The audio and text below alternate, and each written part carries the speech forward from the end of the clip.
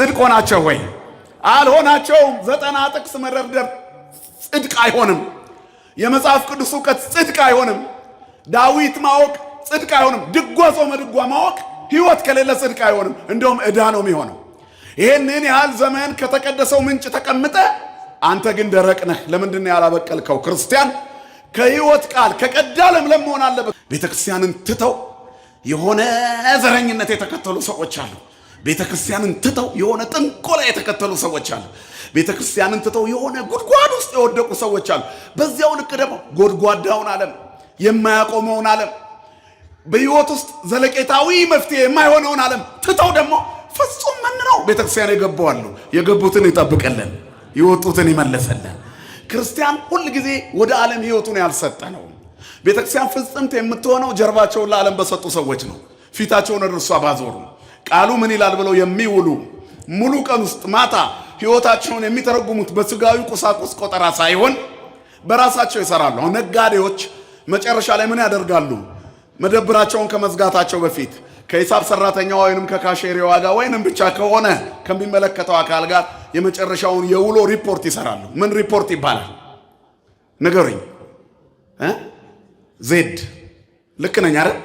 ዜድ ሪፖርት የምኑ ነው? ይሄ ዜድ የውሎ ዜድ ነው። አለቀ ማለት ነው። የመጨረሻ ፊደል ነው ዜድ። እንግዲህ ሌላ ስም ካለው አላውቅም እኔ። ያንተ ዜድ ሪፖርትን እንዴት ነው የምትሰራው? የውሎህን ዜድ ሰርተህ ታውቃለህ? ስተኛ በእግዚአብሔር እጅ ነው የዋልኩት ወይ? መድኃኔዓለም ከኔ ጋር ነበር ወይ? የቱ ጋር ነው የተናገርኩት? ማህበራዊ ሚዲያ ላይ የፖስተትኩት ምንድነው? የዝሙት ገበያ ነው የሰራሁት? የዘረኝነት ገበያ ነው የሰራሁት? የጥላቻ ገበያ ነው አትርፍ ያለው? የመጨረሻ ዜድ ሪፖርት ሰሩ የሚባሉት ነጋዴዎቹ ትርፍና ኪሳራቸውን አጣጥመው የመጨረሻ ዛሬ ያገኘሁት ይሄ ነው ሊሉ ይመስለኛል። አንተስ ትርፍህ ምንድነው? ምንድነው ትርፍሽ? እኔ ትርፌ ምንድነው? እግዚአብሔርን በማወቅ ያጋንንትን ያለ ዕውቀት የለንም ብያቸዋለሁ። በሕይወት ልንበልጠው ያስፈልጋል። በእውቀት አንበልጠውም ሰይጣንን። ለኛ የመጣውን ክርስቶስ ቀድሞ አውቆታል። የናዝሬቱ ኢየሱስ የእግዚአብሔር ልጅ ክርስቶስ ሆይ ልታጠፋን መጣህን? ጊዜያችን እኮ አልደረሰም እያሉ ሲለምኑ እነሱ ገና ክርስቶስ መሆኑን ሰዎቹ አልተቀበሉትም። እንደውም ሊሰቅሉት እየተዘጋጁ ነው። ሰይጣን ቀድሞ አውቋል። መድኃኒት ሆኖ የመጣላቸው በሽተኞቹ ሳያውቁ ሊያክማቸው በሽተኞቹን እንደመጣ ሰይጣን አውቆ ዘመቻውን ጀምሯል። እኛ ወደ ጽድቅ መንገድ ጉዞ ስንጀምር እንደምንጸድቅ ሰይጣን ቀድሞ አውቆ በር ይዘጋል። ስለዚህ እግዚአብሔር ምን ያደርጋል? ከፊት እየቀደመ ይሰብራል። ክብርና ምስጋና ለስሙ ይሁን። አሁን የኢትዮጵያ ኦርቶዶክስ ተዋሕዶ ቤተክርስቲያን ባለባት የፈተና ቁመና ውስጥ እንዲህ ጥቅጥቅ ማለት ነበረብን? ማነስ ነበረብን አይደል? እንደ ጠላት ዘመቻ ቢሆን፣ ተዋሕዶ እንድትጠፋ እንደተዘመተበት ዘመቻ ቢሆን፣ አሁን በየጎዳናው እንደምንሰደበው የስድባችን ብዛት ቢሆን፣ በየሚዲያው ላይ እንደሚያጥላሉን ቢሆን ግቢው ባዶ መሆን ነበረበት። ከእግዚአብሔር ጋር እልህ ተጋብቶ ያሸነፈ የለም። በስጋ የሚሄዱትን ሁሉ ቆርጦ እግዚአብሔር ቤቱን ሞላ። በስተናል። አሁንም ክብርና ምስጋና ለአምላካችን ይሁን። በስተናል። ጠቦናል። መንገዱ ሰፊ ሆኖ የተሰራው መንገድ አይደለም ለመኪና ለእግር ጠቦናል። ማን ይመስገን ወገኖቼ? ሕዝቡን ያበዛ እግዚአብሔር ስሙ ለዘላለም የተመሰገነ ይሁን። በኤልዛቤል ሰይፍ ማግስት ነው ይህንን የተናገረው። ልብ አድርጉ። ብዙ የእግዚአብሔር ሰዎች በታረዱበት ማግስት፣ ኤልያስ ብቻዬን ቀረው ባለበት ማግስት፣ ከምድሪቱ የእግዚአብሔር ሰው የለም በተባለበት ማግስት የእግዚአብሔር ሰዎች ምድር ጠበባቸው። ማን ስለሰራ? ከሰሪው ጋር ለሚታገል ወዮለት ይላል መጽሐፍ። ሺዎች ቢሆኑ እንኳን ጠላቶቻችን እግዚአብሔር ከነሱ በጥፍ ይጨምረናል። ሰራተኛው ማን ስለሆነ? ስሙን ጥሩት። ማን ስለሆነ? ሰራተኛው ከእግዚአብሔር ስለሆነ።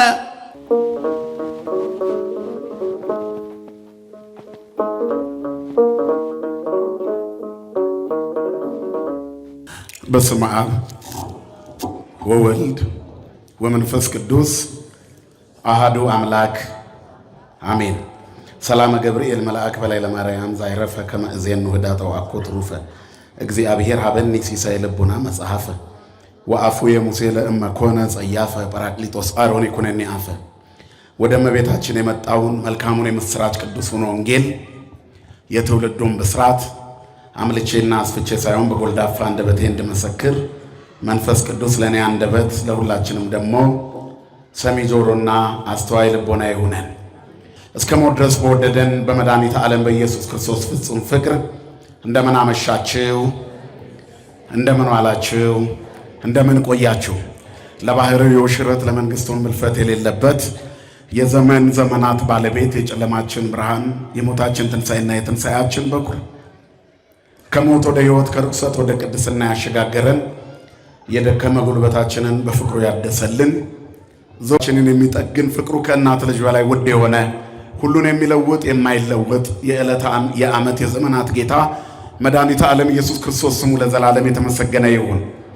ለዓለም ሕዝብ ሁሉ የተስፋ ምንጭና የድኅነት ማስገኛ የሆነች የእግዚአብሔር እናታችን ድንግል ማርያም እግዚአብሔርን ያየንባት የሕይወት መስታወታችን ስለ አምላክ የምንነጋገርባት የአዲስ ኪዳን ቋንቋችን ፍጥረቱን ሁሉ የሚመግበውን ጌታ በመሃል እጇ የያዘች የእግዚአብሔር እናት የመስቀል ስር ስጦታችን ድንግል ማርያም ስሟ ለዘላለም የተመሰገነ ይሁን።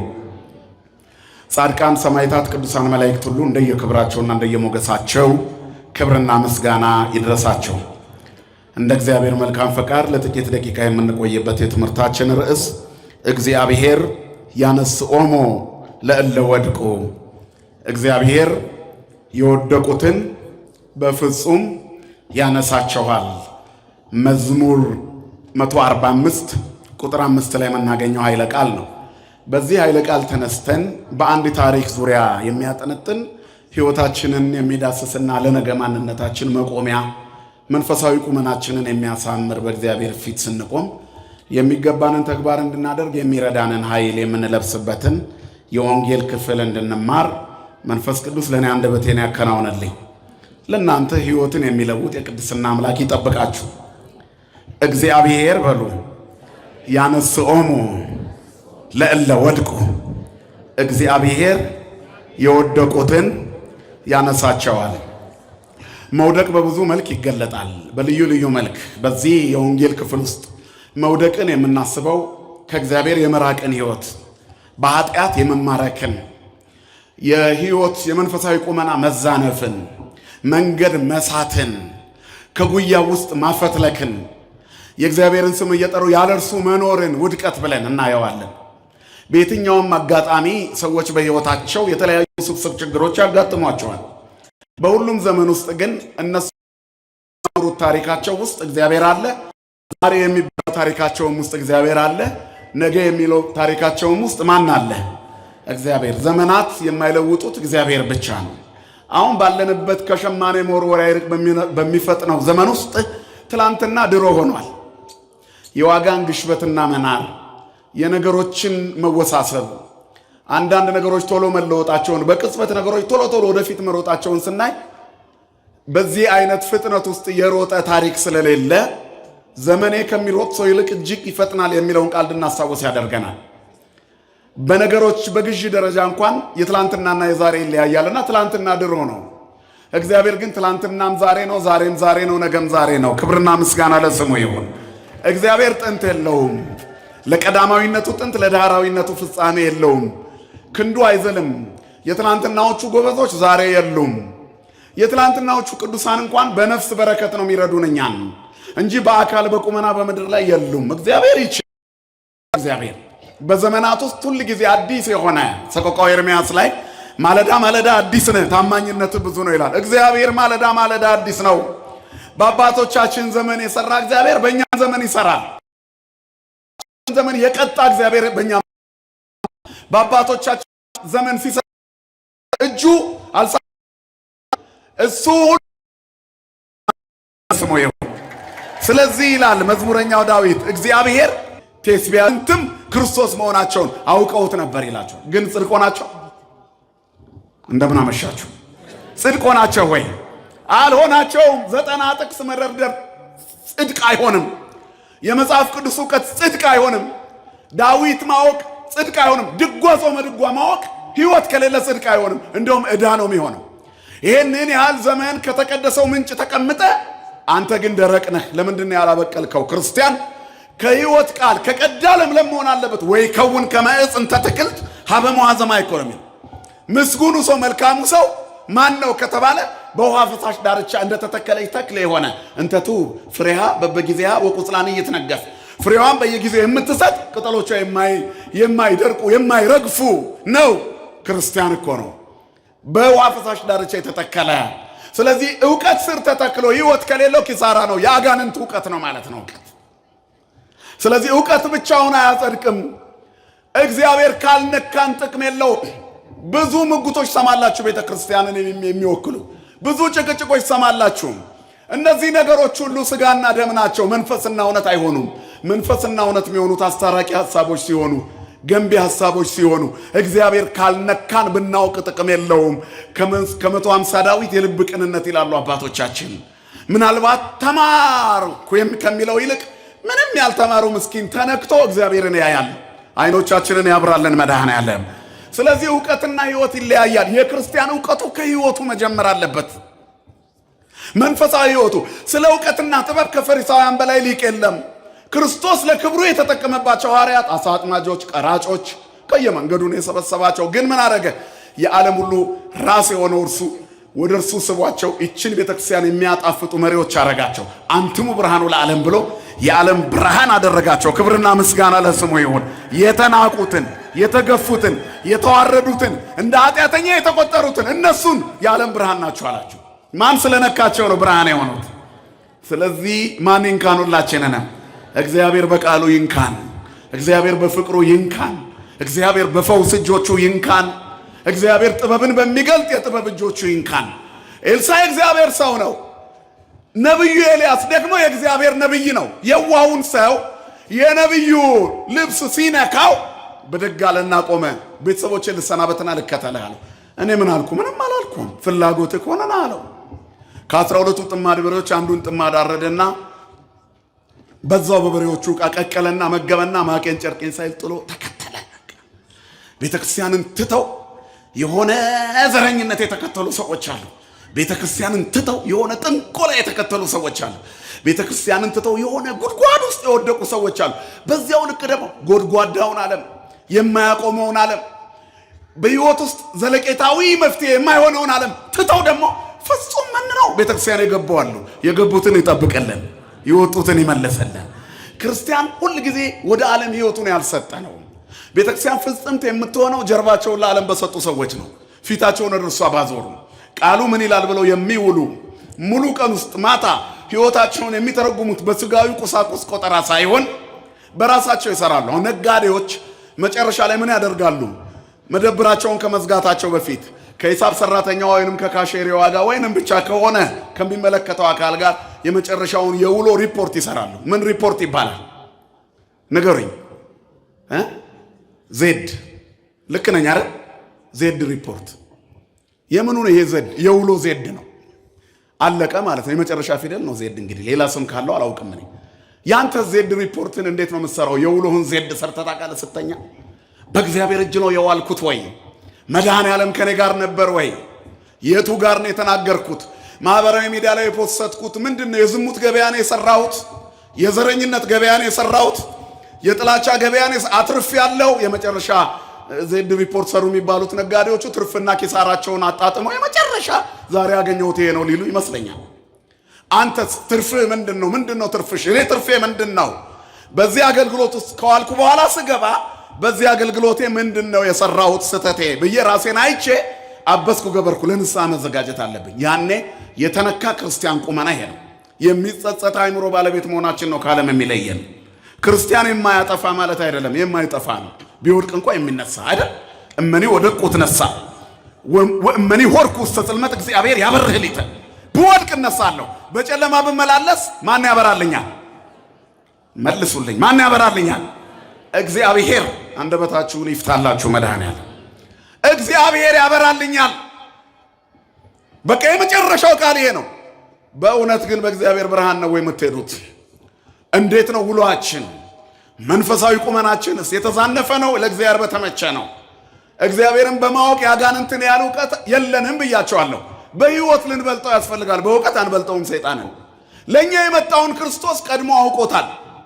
የናዝሬቱ ኢየሱስ የእግዚአብሔር ልጅ ክርስቶስ ሆይ ልታጠፋን መጣህን? ጊዜያችን እኮ አልደረሰም እያሉ ሲለምኑ እነሱ ገና ክርስቶስ መሆኑን ሰዎቹ አልተቀበሉትም። እንደውም ሊሰቅሉት እየተዘጋጁ ነው። ሰይጣን ቀድሞ አውቋል። መድኃኒት ሆኖ የመጣላቸው በሽተኞቹ ሳያውቁ ሊያክማቸው በሽተኞቹን እንደመጣ ሰይጣን አውቆ ዘመቻውን ጀምሯል። እኛ ወደ ጽድቅ መንገድ ጉዞ ስንጀምር እንደምንጸድቅ ሰይጣን ቀድሞ አውቆ በር ይዘጋል። ስለዚህ እግዚአብሔር ምን ያደርጋል? ከፊት እየቀደመ ይሰብራል። ክብርና ምስጋና ለስሙ ይሁን። ሚልክያስ 2:17 ላይ ሰባሪው ከፊት ይቀድማል ይላል። ባይቀድምልሽ እዚህ ምደርሽ ይመስልሽ? ባይቀድምልኝ እዚህ ጋር መቆም ይመስላችኋል? ባይቀድምልኝ እዚህ የቆምክ ይመስላል? በጣም ብዙ ለአንዲት ደቂቃ እግዚአብሔር ከሚታየው ጀርባ የማይታየውን እንድናይ ረቂቅ አይኖች ቢሰጠን እና ብናይ በእያንዳንዱ ሰዎች ዙሪያ ያለውን የሰይጣን ደባ በማየት ራሳችንን በጣም እስከ መሳት እንደርስ ነበር። ባላጋራችሁ ዲያብሎስ ይላል መጽሐፍ በዙሪያችሁ ሰፍሯል። ዲያብሎስ ከነሰራዊቱ በእያንዳንዱ አማኝ ዙሪያ ሰፍሯል። በማተብን ቁጥር እያናርቀዋለን፣ በጸለይን ቁጥር እናሸሸዋለን፣ ቅንነትን በተላበስን ቁጥር እናሸንፈዋለን። መንገዳችንን ወደ እግዚአብሔር እያስጠጋን በሄድን ቁጥር እልህ ውስጥ እናስይዘዋለን፣ ግን እናሸንፋለን። ማን ስላለ ከኛ ጋራ? ክብርና ምስጋና ለስሙ ይሁን አምላካችን። ስለዚህ ማን ይንካን ብያቸዋለሁ? መድኃኔዓለም በቸርነቱ ይንካን። ከዛ ተነሳና ተከተለው። ከዚህ በኋላ ያለው የኤልሳ ታሪክ ብዙ ነው፣ ግን አንድ ቦታ ላይ ብቻ ያለውን ታሪክ ይዘን ትንሽ እናያለን። መጽሐፈ ነገሥት ካልዕ ምዕራፍ 2 ከቁጥር ሁለተኛ ነገሥት ምዕራፍ 6 ከቁጥር 1 እስከ 8 ድረስ ያለውን ቃል ተመልከቱት። እነዚህ ከቃል ነቢያቶች አንዱ መካከል ከሆነው ኤልሳ የኤልያስ በረከተ እጥፍ ድርብ ሆኖበት ደቀ መዛሙርት በማፍራት ጉዞ ጀመረ። ነቢያቶች ደቂቀ ነቢያት አሏቸው፣ የነቢያት ልጆች የሚባሉ ወደ ነብይነት ለመምጣት እግዚአብሔርን በማግኘት ሕይወት እንዴት መኖር እንደሚገባቸው መንፈሳዊ ትምህርት የሚወስዱ። ከዚያ በኋላ ከነዚህ መካከል ኤልሳ የኤልያስ መንፈስ እጥፍ ድርብ ስለነበረበት መጎናጸፊያው የነካው ስለሆነ መምህሩም ሲያርግ ያየ ስለሆነ ሌላም በረከት ተጨምሮለት ፍጹም ባህታዊ ነውና ደቀ መዛሙርት በዙለት ይላል። የነቢያት ልጆች ከመብዛታቸው የተነሳ በፊትህ እኮ የምንቀመጥበት ስፍራ ጠበበናል። ነብዩ ወጥቶ የእግዚአብሔርን መምጣት ተስፋ ለቆረጡ እስራኤላውያን እያስተማረ መንገዱን እንዳይስቱ መክሮ ወደ በዓቱ ሲመለስ መንገዱን ሞልተው የሚጠብቁ በልዩ ሰዓት የሚማሩ ደቀ መዛሙርት አሉት። ነቢያት ደቂቀ ነቢያት ይባላሉ። በፊትም እንቀመጥበት ስፍራ ጠቦናል። አንተ ከመጣ በኋላ ተማሪዎች በስተዋል። ማን ይመስገን ወገኖቼ? ክብርና ምስጋና ለአምላካችን ለእግዚአብሔር ይሁን። ስለዚህ በኤልሳ ጊዜ ነቢያት በዙ። ኤልሳ የስሙ ትርጉም እግዚአብሔር ጠባቂ ነው የሚል ነው። አስተማማኝ ስም ደስ አይልም? በቃ ፍርሃትን የሚያስወግድ ስም። እግዚአብሔር ይጠብቀኛል፣ እግዚአብሔር ይርኤኒ አለ ዳዊት። እግዚአብሔር ጠባቂ ነው፣ የሚያሳጣኝ የለም። በለመለመ መስክ ያሳድረኛል። ራሱን በግ አድርጎ ነው እግዚአብሔር እረኛ ሆኖ በጎች አድርጎ ይጠብቀናል። በግ ሆኖ ደግሞ ይበላልናል። እንዳይርበን እንጀራችን ነው፣ እንዳንጠፋበት እረኛችን ነው። በግ ሆኖ እንበላዋለን፣ እረኛ ሆኖ ደግሞ በግ አድርጎ ይጠብቀናል። ከሱ በላይ ማን አለ? ክብርና ምስጋና ለስሙ ይሁን የአባቶቻችን አምላክ። ስለዚህ ጠባቂ እግዚአብሔር ነው የሚባል ነብይ መጣ። በራሳቸው መተማመን ብቻቸውን ያጡ ሰዎች እግዚአብሔርን ሲይዙ በራስ መተማመናቸው ስለጨመረ በዙ። እናም ነቢያት በስተናል አሉ። እነሆ በፊት የምናድርበት ቤት ጠቦናል፣ ፍቀድልን፣ ዮርዳኖስ ሄደን እንጨት ቆርጠን እንምጣ አሉት። ሂዱ ቆርጣችሁ አምጡ፣ ብዙ ዳስሩ፣ እግዚአብሔር ሕዝቡን ያብዛ። ምኑን ያብዛ? እግዚአብሔር ጮክ በሉ። እግዚአብሔር ምኑን ያብዛ? ሕዝቡን ያብዛ። እግዚአብሔር ርስቱን ያስፋልን። ክብርና ምስጋና ለስሙ ይሁን። እግዚአብሔር ሕዝቡን ያስፋ። ቅር እንዳይላችሁ ከሽሮ ሜዳ እዚህ እየተጣበብን ስንመጣ ቅር እንዳይለን፣ እግረኛውና መኪናው ተጣቦ ተጋፍቶ ሲሄድ በቀስታ ቅር እንዳይለን። ማን ሕዝቡን አብዝቷል? እግዚአብሔር እጥፍ ያብዛን። ገና በቀጭኗ መንገድም ስንመጣ ይጠበን ነበረ። እንደዚህ ግን አልነበረም። በሰፊው መንገድ የበለጠ ጠበበን። እግዚአብሔር ምኑን አበዛ? ክብርና ምስጋና ለስሙ ይሁን። ሕዝቡን አበዛ እግዚአብሔር አብዝቶናል፣ በስተናል። አብዙ፣ ብዙ ዳስሩ አለ፣ ብዙ ስሩ። እግዚአብሔር ሕዝቡን ያብዛ። ወደ ዮርዳኖስ ሲሄዱ መጠለያ ለመስራት ምሰሶ ፍለጋ ወጡ። ኤልሳዕን እባክህ አንተ ከኛ ጋር ውጣ አሉት። አለቃቸው ትልቁን ነብይ የእግዚአብሔርን ሰው ከኛ ጋር ውጣ። ከኛ ጋር ምን ነው ንገሩኝ እስቲ፣ ከኛ ጋር ንገሩኝ፣ ውጣ። ኦሪት ዘጸአት ምዕራፍ 33 ቁጥር 15 ላይ እንዲህ የሚል ቃል አለ። እግዚአብሔር ሆይ አንተ ከኛ ጋር ውጣ። እስቲ ከኔ ጋር በሉ እግዚአብሔር ሆይ በሉ ሁላችሁ አንተ ከኛ ጋር ውጣ። አንተ ከኛ ጋር ካልወጣህ በሉ ከዚህ አንውጣ። መድኃኔዓለም ከኛ ጋር ይውጣ። ሁሌ ጸሎታችሁን ስጨርሱ ወደምትሄዱበት መንገድ ሰይጣን እንዳይቀድማችሁ ምን እንበል? አንተ ከኛ ጋር ውጣ። አንተ ከኛ ጋር ውጣ። በንግድም በእግዚአብሔር ከኛ ጋር ይውጣ። በስራም እግዚአብሔር ከኛ ጋር ይውጣ። በልዩ ልዩ ስምሪት ማን ከኛ ጋር ይውጣ? እግዚአብሔር። ወደ ትዳር ተራራ ስንወጣ ማን ከኛ ጋር ይውጣ? እግዚአብሔር። ልጅ ወደ መውለድ ተራራ ስንወጣ ማን ከኛ ጋር ይውጣ? ቤተሰብ የማብዛት ተራራ ላይ ስንወጣ ማን ከኛ ጋር ይውጣ? እግዚአብሔር። ብቻ እንውጣ። ማን ይውጣ ከኛ ጋር? ክርስቲያን አይወርድም ይወጣል እንጂ። ክርስትና መውጣት ነው፣ ሁሌ መውጣት፣ ከኃጢአት መውጣት፣ ከዝሙት መውጣት፣ ወደ ተራራ መውጣት፣ ወደ በረከት ከፍታ መውጣት፣ ወደ ጽድቅ ከፍታ መውጣት። መድኃኔዓለም ያውጣን። አሁንም ሁላችንንም ከዓለም ማጥ ውስጥ ያውጣን። አንተ ከኛ ጋር ውጣ አሉት። አብሯቸው ወጣ። ከዚያ በኋላ ይላል እዚያ እንደደረሱ መቁረጥ ሲጀምሩ አንደኛው ጎበዝ ቆራጭ ምሳሩን ይዞ መጥረቢያውን ወደ ዛፉ ላይ ተንጠልጥሎ ለመቁረጥ ሲሞክር ምሳሩ ወይንም ብረቱ መጥረቢያው ከእንጨቱ ላይ ሾልኮ ወደ ዮርዳኖስ ባህር ውስጥ ወደቀ። ብረትም ያህል ነገር ጥልቁ ዮርዳኖስ ባህር መካከል ሰጠመበት። ወየው ወየው ወየው ጌታዬ ሆይ አለ ወደ ኤልሳ። የተዋስኩት ነው ከየት አምጥቼ ከፍለዋለሁ ብሎ ጮኸ ይላል። ኤልሳም አይዞህ አትጩህ፣ የወደቀው ወዴት ነው አለው። ይኸው እዚህ ጋር ነው የወደቀው አለ።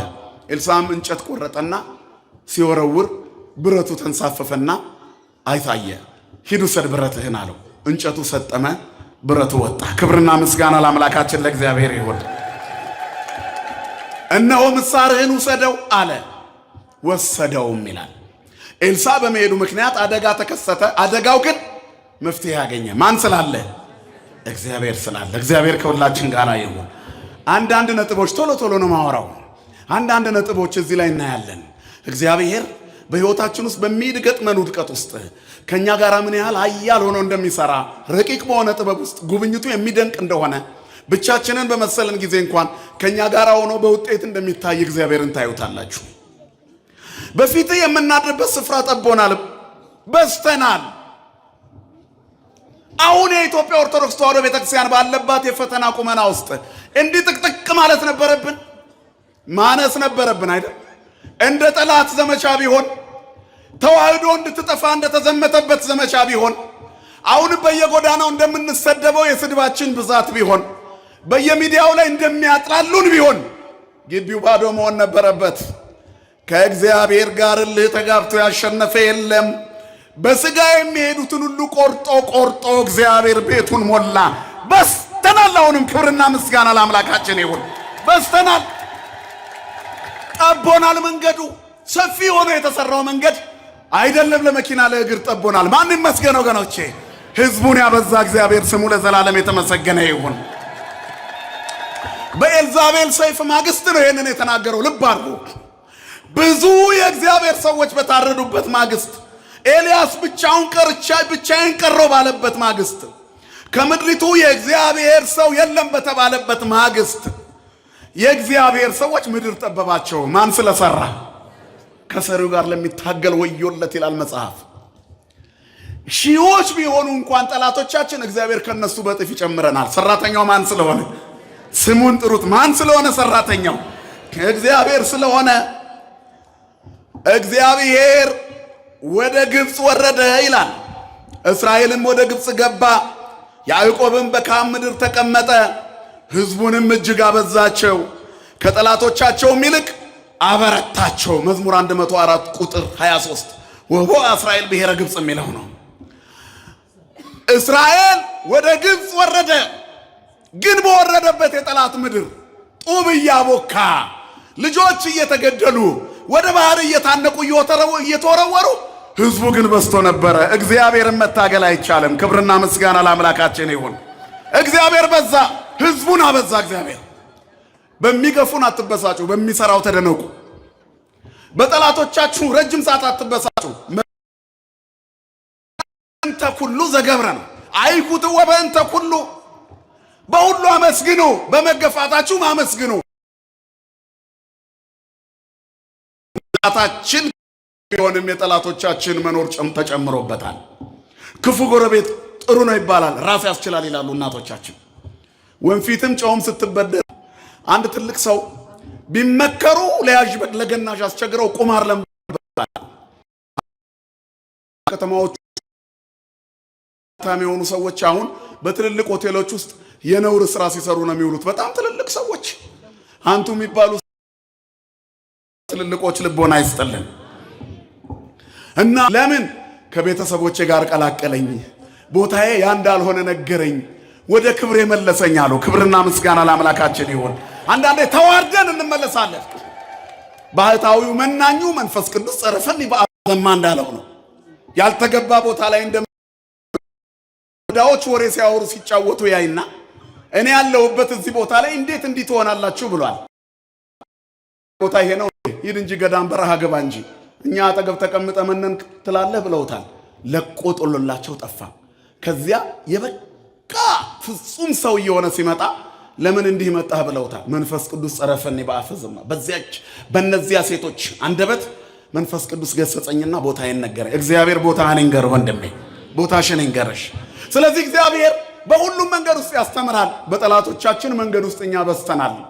የጠላት እንዳለን ስላወቅን መጽሐፍ ቅዱስ ማንበብ ጀመረን። በባህል የምናውቀውን እንዲሁ ከእናቴ ነው የወረስኩት ከአባቴ በምንለው እምነት ውስጥ በየዋነት ስንኖር ሰይጣን ብዙ ጥያቄ አመጣ። መልሱን ፍለጋ ቅዱሳት መጻሕፍት ውስጥ ገባን። ግቢ ጉባኤያት ውስጥ መማር ጀመርን። የነገር መለኮት ትምህርት ቤት ገባን። ትርጓሜያት መስማት ጀመርን። ተዋህዶ የማትነቃነቅ መሆኗን አወቅን። ከመውጣት ይልቅ ዘመዶቻችን በመቅደሱ በዛን። ክብርና ምስጋና ለአምላካችን ይሁን። በስተናል በዛን በምድር ላይ ርሆቦት የሚል ቃል አለ። ዘጸአት 26 ቁጥር 22 ያዕቆብ ጉድጓድ ያስቆፍራል፣ ይመጣሉ የጌዴራ እረኞች ይቀሙታል። አሁንም ያስቆፍራል፣ የጌዴራ እረኞች ይመጣሉ ይቀሙታል።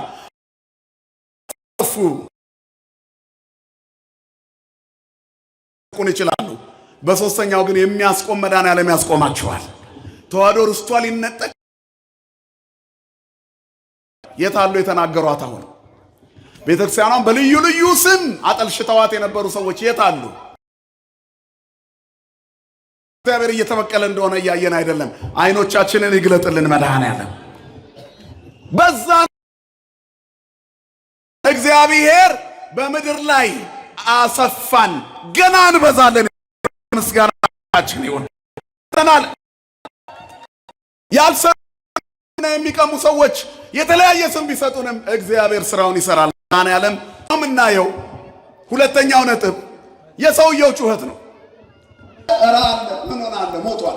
ሞቷ ለነፍስ ርይቅም እግዚአብሔር የነፍስ ሞቷ ከእግዚአብሔር መራቅ ነው። ከእግዚአብሔር ከወጣ በኋላ ነበሩ መባል ጎበዝ አስቀዳሽ ነበረ። አሁንስ የለም፣ ሰጥሟል። እግዚአብሔር ከመስጠም ይሰውረን። ዓለም ባህር ናት። ባህሩ የዓለም ምሳሌ ነው።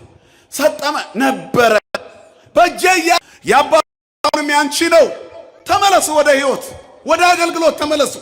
ትልቁ ነገር ወድቆ አለመቅረት ነው። ቅድም ብያቸዋለሁ። እንጠፋም ይላል። ሁለት ስንሆን አንገደልም። አንዳች የሌለን ስንሆን ነው እንወድቃለን እንጂ ምን ይላል? አንጠፋም። አንጠፍ ክርስቲያን አይጠፋም። የሚጠብቀናል ይደቅ ያቀበከ ይላል መጽሐፍ። የሚጠብቅ ነበረን፣ ግን ወደ አለ መለወጥ የሚችል ማን ብቻ ነው? እግዚአብሔር። እግዚአብሔር ወደ አለ ይመልሳችሁላችሁ። ይመልስ።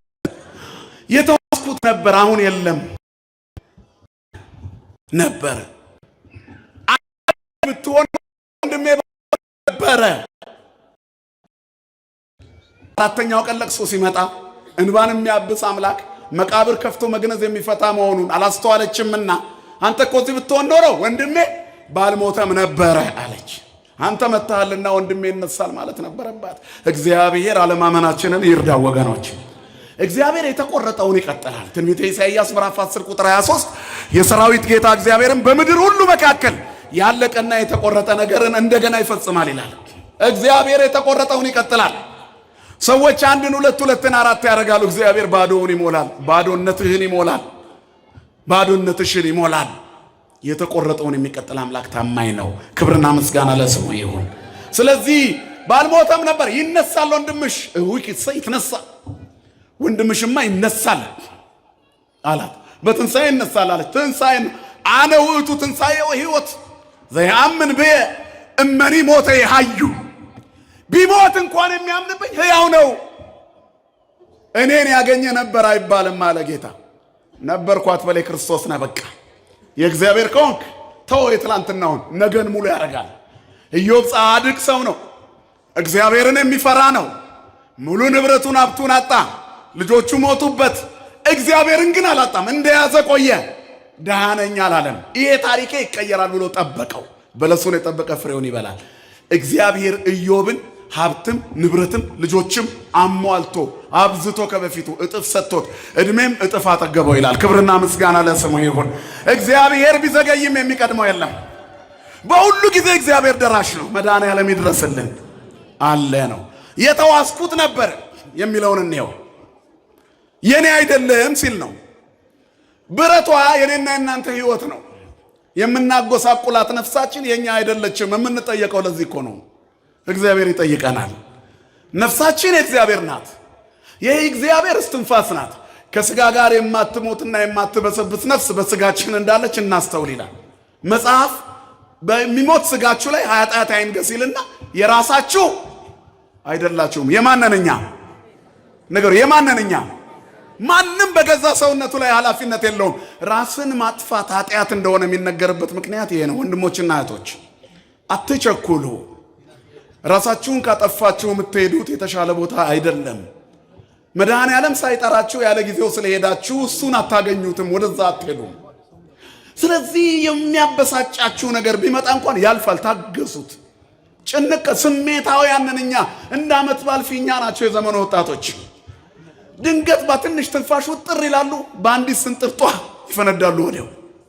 ዝናውንም አይችሉትም፣ መነካቱንም አይችሉትም። ከአቅማቸው በላይ ሲሞገሱ የሚገቡበት ያጣሉ፣ ሲሳሳቱ ይውላሉ። ድንገት የሆነ ሰው ሲናገራቸው እንደ ፊኛው ትንፍስ ብሎ ይፈነዳሉ። እግዚአብሔር ብርት ብሎ ከመጥፋት ይጠብቀኑላችሁ። እግዚአብሔር ጠባቂ ነው፣ ታጋሽ ነው። ጠብቁት፣ ያልፋል። በስተታችን ምክንያት የሰራነው የደረሰብን ነገር ቢኖር እንኳን የኛ ጌታ ያሻግራል። ክብርና ምስጋና ለስሙ ይሁን። ጠብቁት፣ ጠብቁት። ሕይወት ጎስቋላ ናት። እግዚአብሔርን ስታጣ ምንኛ ጎስቋላ ነኝ ያለው ሐዋርያው ለዚህ እኮ ነው። ለሞት ለተሰጠ ከዚህ ከንቱ ኑሮ ሞትን የሚያህል ትልቅ ነገር ከፊቴ እያለ እሱን ግን ሰብሮ የሚያሻግረኝ አምላክ አለ። ለምንድን ነው በውስጤ ላለው ግፊት የሥጋ ስሜት እየተገዛው የምጨነቀው? ማን ነው ከዚህ ከንቱ ኑሮ የሚያስጥለኝ? ይኸው የሚያድነን አምላክ አለ። እዚህ የሚንቀለቀለውን እሳት የሚያጠፋ ሸለቆቻችንን የሚሞላ የተሰበረውን የሚጠግን የእውራን ብርሃን የአንካሶች መሄጃ የለምጻሞች መንጫ የሆነ ሩህሩህ አባት አለን። ክብርና ምስጋና ለስሙ ይሁን። ጠብቁት፣ ጠብቁት። እግዚአብሔርን የጠበቀ ፍሬውን ይበላል። በለሱን የጠበቀ ፍሬውን ይበላል። አምላኩን የሚተማመንም ይከብራል። የሚያከብረን መጠበቅ መታገስ ነው።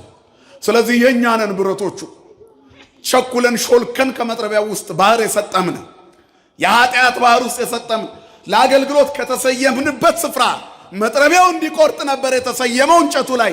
ከተሰየምክበት አገልግሎት ሾልከ ባህር ገብተሃል። ማስቀደስ፣ ኪዳን ማድረስ፣ እግዚአብሔርን መስማት፣ መመጾት አገልግሎት እኮ ነው። መመናን የተጣላ ማስታረቅ፣ ይቅር ማለት፣ በይቅርታ መኖር፣ በትሕትና መመላለስ አገልግሎት እኮ ነው። ሰጥመናል። የተዋስኩት ነው። ነፍሳችንን አጎሳቁለናታል። የእግዚአብሔርን ጸጋ እንዳትጠግብ ከልክለናታል። ረጅሙን ጊዜያችንን ለሥጋ ነው የምንሰጠው። ለመንፈሳዊ ሕይወትና ክብር የሚሆን ቦታ የለንም። ተጎሳቁለናል። መድኃኔዓለም ከጉስቁልና ሕይወት ያውጣን ሁላችንን። ስለዚህ ነፍስ ናት ብረቱ፣ የራሳችን አይደለንም። መክብብ 12 ቁጥር 7 ለሁሉም ጊዜ አለው ተዘከሮ ለፈጣሪ ከሚል ነው። በመዋዕለ ውርዙትከ ፈጣሪን አስብ። በወጣትነት ዘመን ጉብዝና በነገራችን ላይ ጉብዝና የሚለው ቃል ወጣትነት ብቻ አይደለም።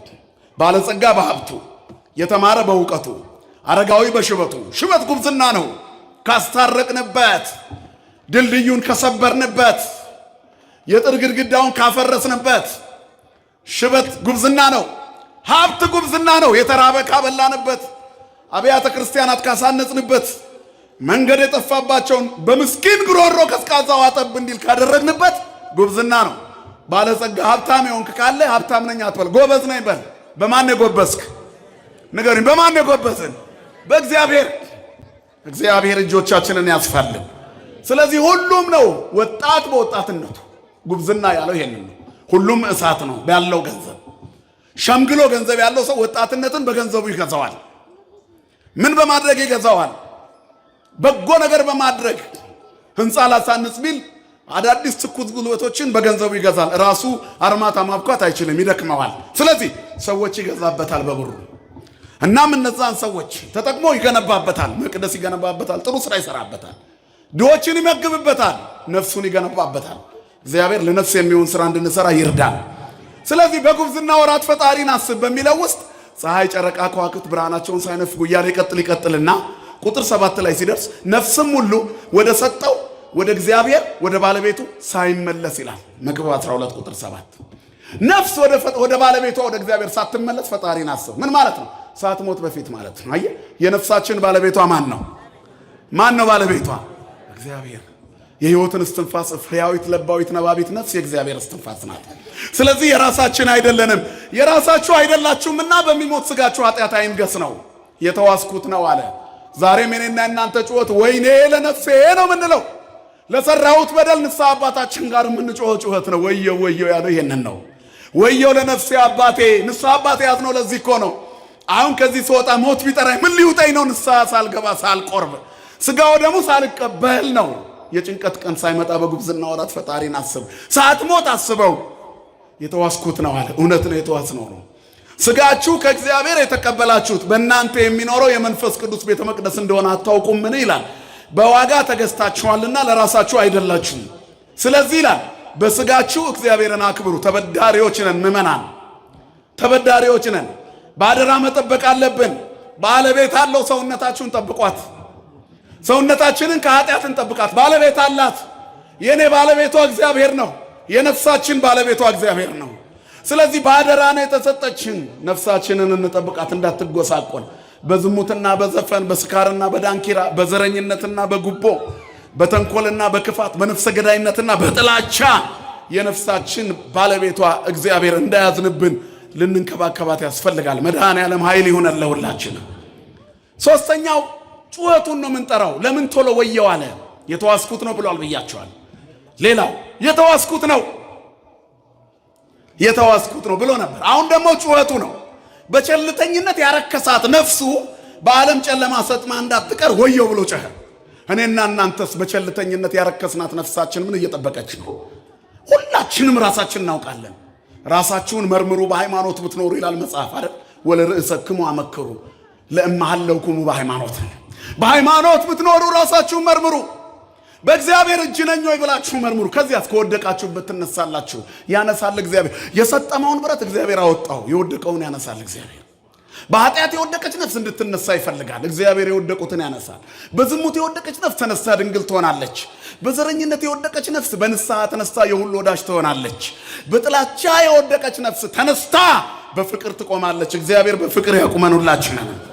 ስለዚህ ሰው ከውድቀቱ ለመነሳት ወደ ማን መጮህ አለበት? መድኃኔዓለም ጩኸታችንን ይስማልን። ወደ ንስሐ አባታችን ተናዘን በእንባ ወደ እግዚአብሔር መመለስን ያመለክታል። ይሄ ወደ እኔ ጩህ እኔም እመልስልሃለሁ፣ አንተም የማታውቀውን ታላቅና ኃይለኛ ነገር አሳያለሁ ይላል ኤርምያስ 33 ቁጥር 3። ወደ እኔ ጩህ። የማቴዎስ ወንጌል ምዕራፍ 8 ቁጥር 4 ላይ ጌታ አንድን ሕመምተኛ ከፈወሰው በኋላ ለምጻሙን ምንድነው ያለው? ሂድና ራስህን ለካህን አሳይ። በቃ ትልቁ ነገር ንስሐ ነው። ንስሐ የወደቀውን ያነሳል። ንስሐ ዘማዊውን ድንግል፣ ቀማኛውን መጽዋች፣ ደንቆሮውን ሰማይ፣ ድዳውን ተናጋሪ ያደርጋል። ንስሐ ታሪክ ይቀይራል። ንስሐ ሕይወት ያለመልማል።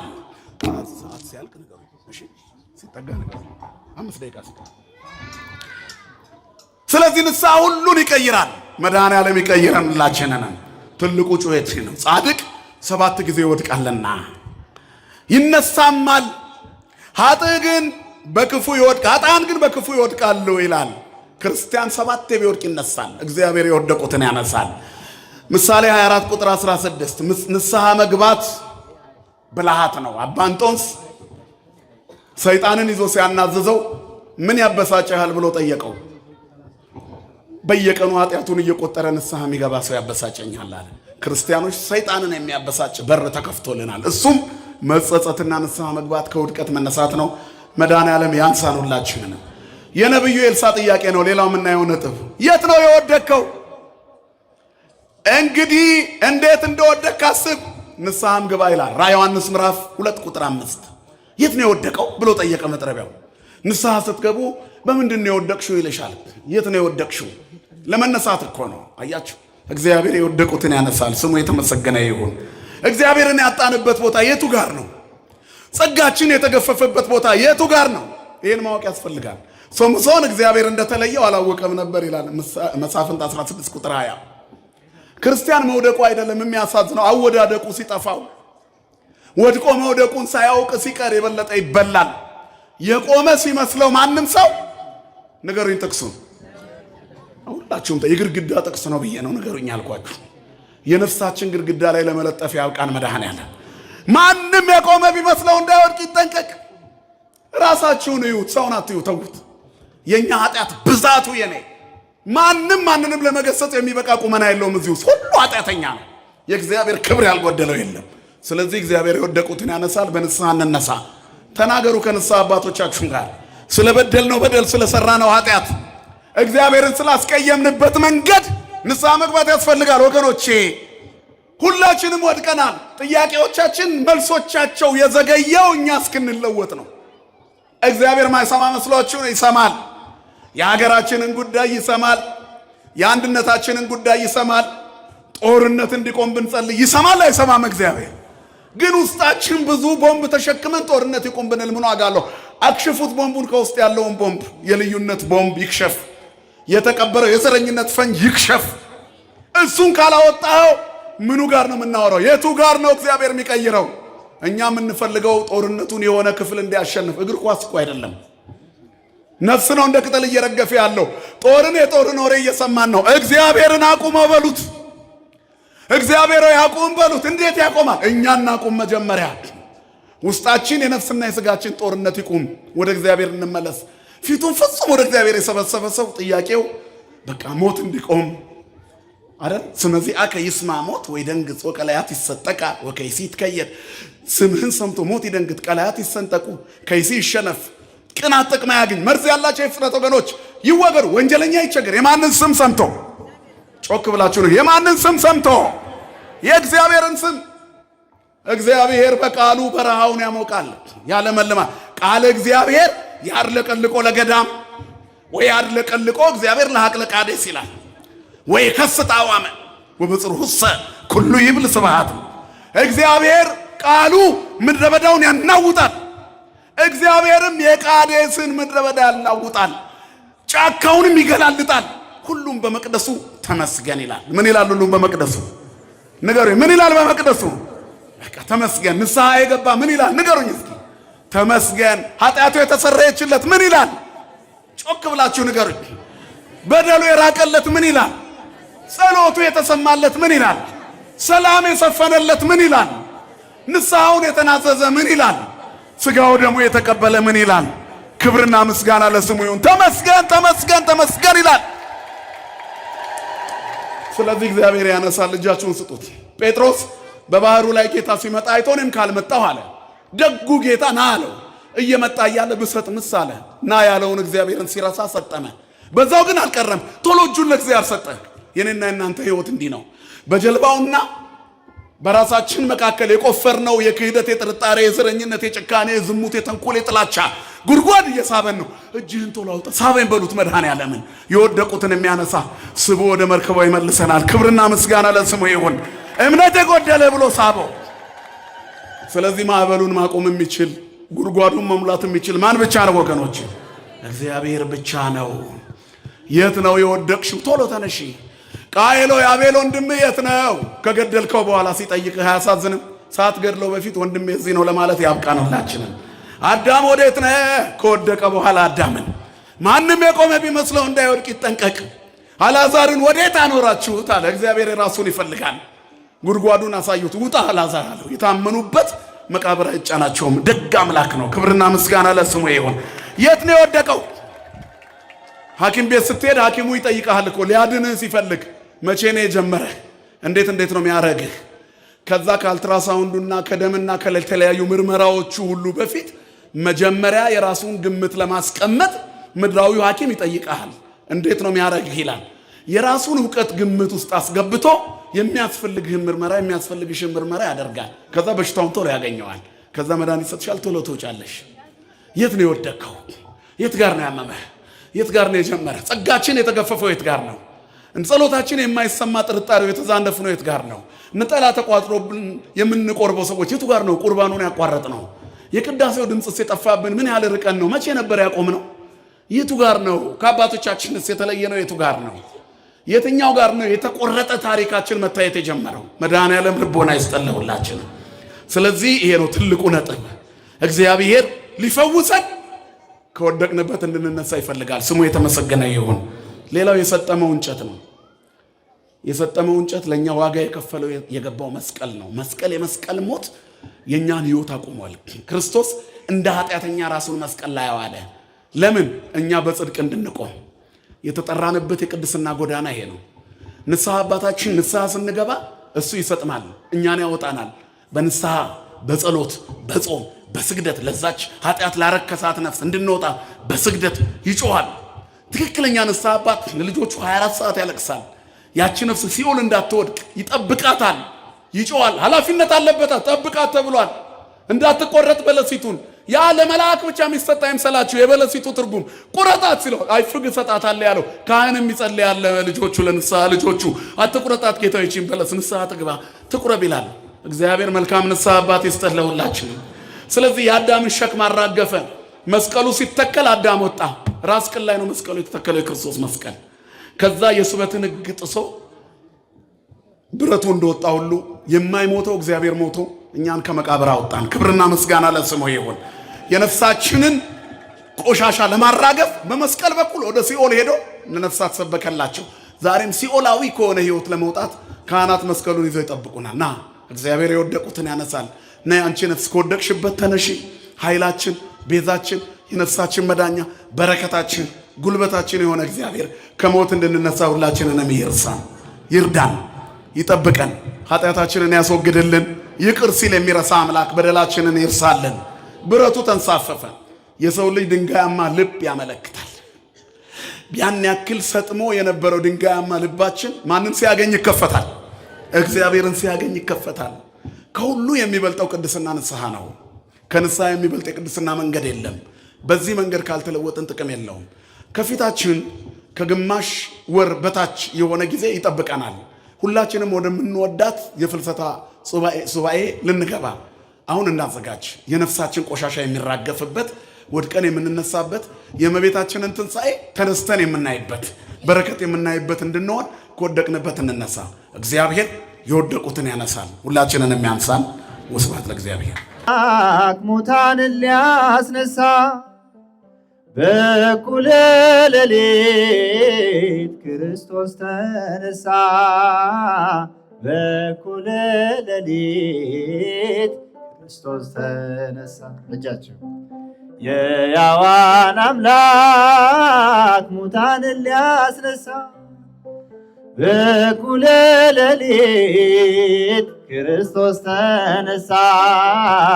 በእኩለ ሌሊት ክርስቶስ ተነሳ።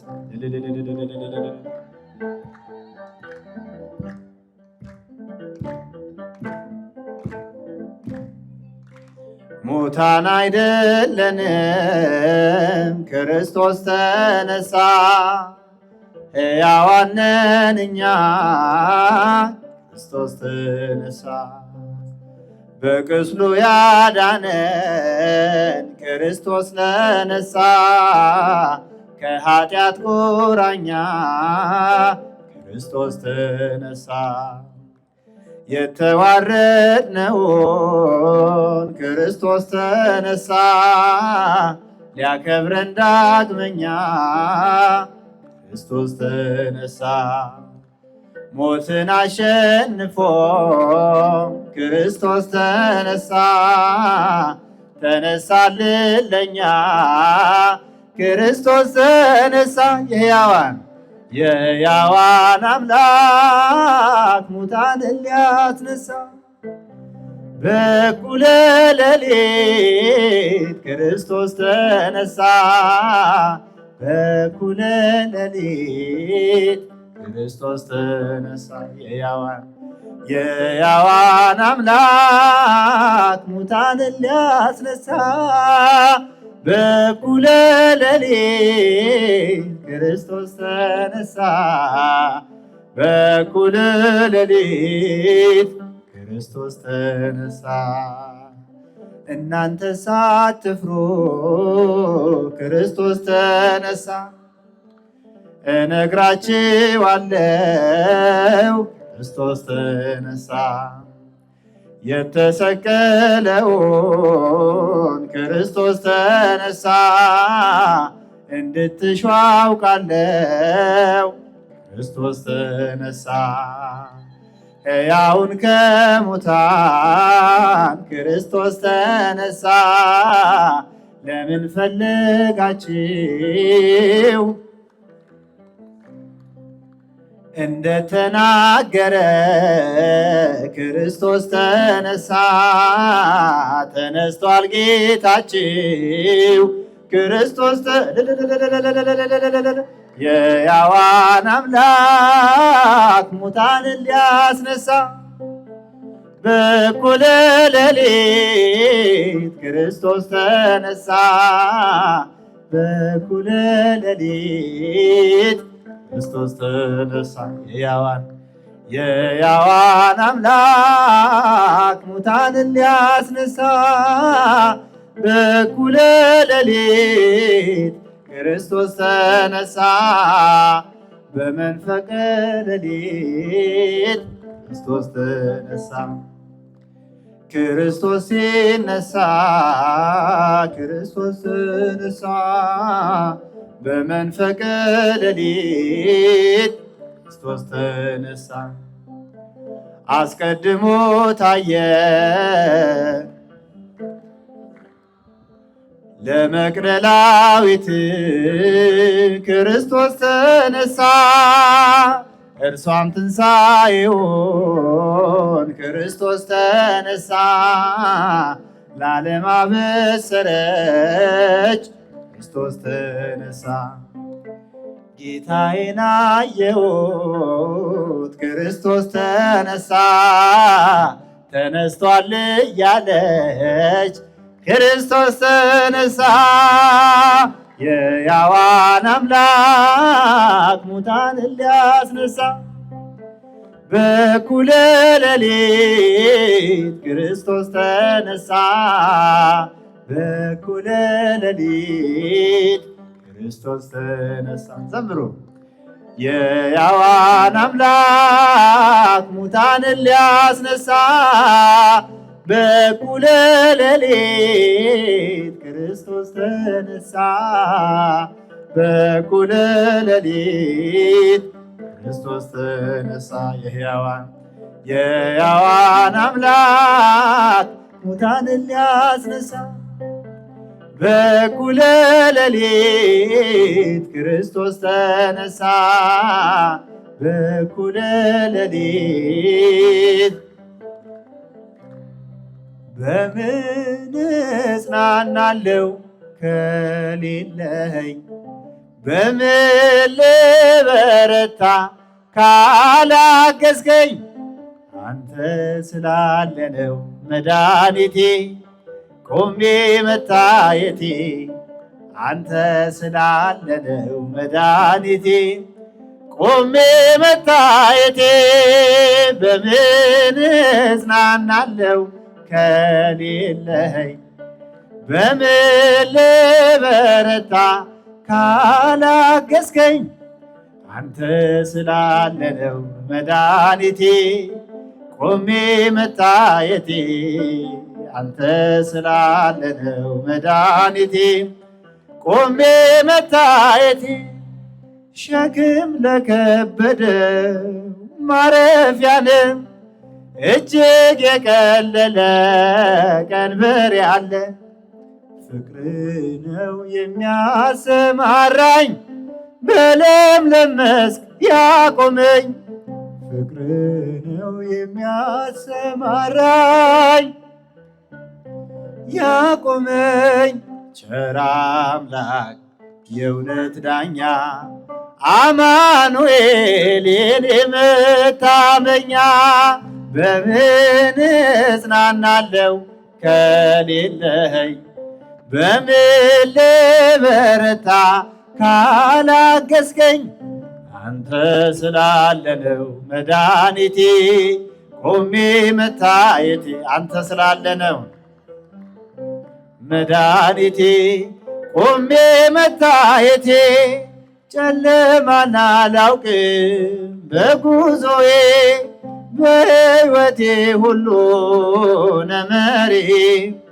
ተጓዝኩኝ ሌቱን በብርሃን ባንተ አየሁኝ መሻገር ተጓዝኩኝ ሌቱን በብርሃን ባንተ አየሁኝ መሻገርን ቸር አምላክ የእውነት ዳኛ መድኃኔዓለም የኔ መታመኛ በምን እጽናናለሁ ከሌለኸኝ በምን ልበረታ ካላገዝከኝ አንተ ስላለ ነው መድኃኒቴ ቆሜ መታየቴ አንተ ስላለ ነው መድኃኒቴ ቆሜ መታየቴ ማቀርቀሬን ዞብር አልኩኝ ቀና በርትቼ ተራመድኩ እንደገና ቃልህ ኃይሌን የሚያጸና በዓለት ላይም የተከልከኝ ቃልህ ኃይሌን የሚያጸና በዓለት ላይም የተከልከኝ ቸር አምላክ የእውነት ዳኛ መድኃኔዓለም የኔ መታመኛ በምን እጽናናለሁ ከሌለኸኝ በምን ልበረታ ካላገዝከኝ አንተ ስላለ ነው መድኃኒቴ ቆሜ መታየቴ አንተ ስላለ ነው መድኃኒቴ ቆሜ መታየቴ እንባዬ ታበሰ ስታጽናናኝ ግን የሆነው ሆኗል ስትረዳኝ በጠላቴ ፊት ሞገስ ሆንከኝ ለባሪያህ ድል ሰጠኸኝ በጠላቴ ፊት ሞገስ ሆንከኝ ለባሪያህ ድል ሰጠኸኝ ቸር አምላክ የእውነት ዳኛ አማኑኤል የኔ በምን እጽናናለሁ ከሌለኸኝ በምን ልበረታ ካላገዝከኝ አንተ ስላለ ነው መድኃኒቴ ቆሜ መታየቴ አንተ ስላለ ነው መድኃኒቴ ቆሜ መታየቴ በምን እጽናናለሁ ከሌለኸኝ በምን ልበረታ ካላገዝከኝ አንተ ስላለ ነው መድኃኒቴ ቆሜ መታየቴ አንተ ስላለ ነው መድኃኒቴ ቆሜ መታየቴ ዓለም አዳንከኝ እግዚአብሔር ተመስገንልኝ ለዘላለም አዳንከኝ እግዚአብሔር ተመስገንልኝ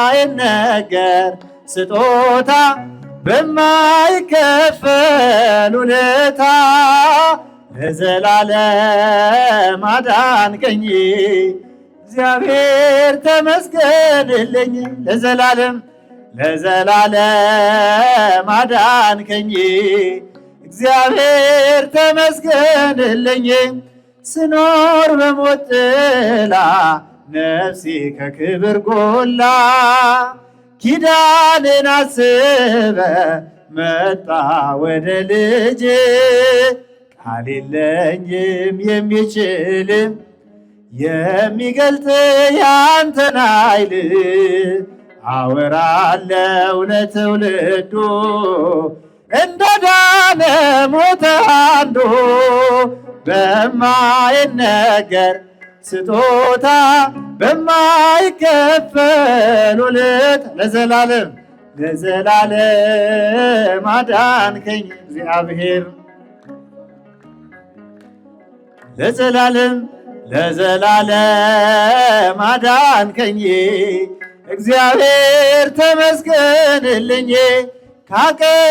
ካቀረቀርኩበት የኃጢአት ሸለፈት ገዛኸኝ በዋጋ አስፈሪው ሌት ነጋ አሁን ባንተ ነፃ ነኝ ፍጹም ሸክሜ ቀሎልኝ ማዳንህን አውጃለሁ ቀን አርገኝ ቀን ስላየው በማይነገር ስጦታ በማይከፈል ውለታ ለዘላለም አዳንከኝ እግዚአብሔር እግዚአብሔር ተመስገንልኝ ለዘላለም አዳንከኝ እግዚአብሔር ተመስገንልኝ ቀረ መባዘኔ ስላለ መድኔ አፈረ ጠላቴ ባንተ መድኃኒቴ ምን እላለሁ ምን አለኝ ፍቅር ከቃል ገዝፎብኝ በሁኔታ ማትለካ አንተ ብቻ ምታስመካ በማይነገር ስጦታ በማይከፈል ውለታ ለዘላለም አዳንከኝ እግዚአብሔር ተመስገንልኝ ለዘላለም ለዘላለም አዳንከኝ እግዚአብሔር ተመስገንልኝ ሰላም ማርያም ሰላም ለኪ እጃቸው ሰላም ሰላም ለኪ ማርያም ሰላም ለኪ የሕይወት መሰረት የፍጥረት አለኝታ ሰላም ለኪ ድንግል አደራሽን ሆኝልን መከታ ሰላም ለኪ ሰላም ሰላም ለኪ ማርያም ሰላም ሰላም ለኪ ማርያም ሰላም በላዔ ሰብዳን ብዙ ነፍሳት ፍቶ ሰላም ለኪ ያንቺን ስም ለጠራ ሰላም ለኪ ጥርኝ ውሃ ሰጥቶ ሰላም ለኪ ሰላም ሰላም ለኪ ማርያም ሰላም ለኪ ሰላም ሰላም ለኪ ማርያም ሰላም ለኪ ተማጽነንብሻል በአማላጅነትሽ ሰላም ለኪ ድንግል አደራ አማልጅን ከልጅሽ ሰላም ለኪ ሰላም ሰላም ለኪ ማርያም ሰላም ለኪ ሰላም ሰላም ሰላም ለኪ ማርያም ሰላም እኛም ብንከተል ሰላም ለኪ በጎ ምግባርን በሰላም በጤና ሰላም ለኪ እንኖራለን ሰላም ለኪ ሰላም ሰላም ለኪ ማርያም ሰላም ሰላም ለኪ ማርያም ሰላም ለኪ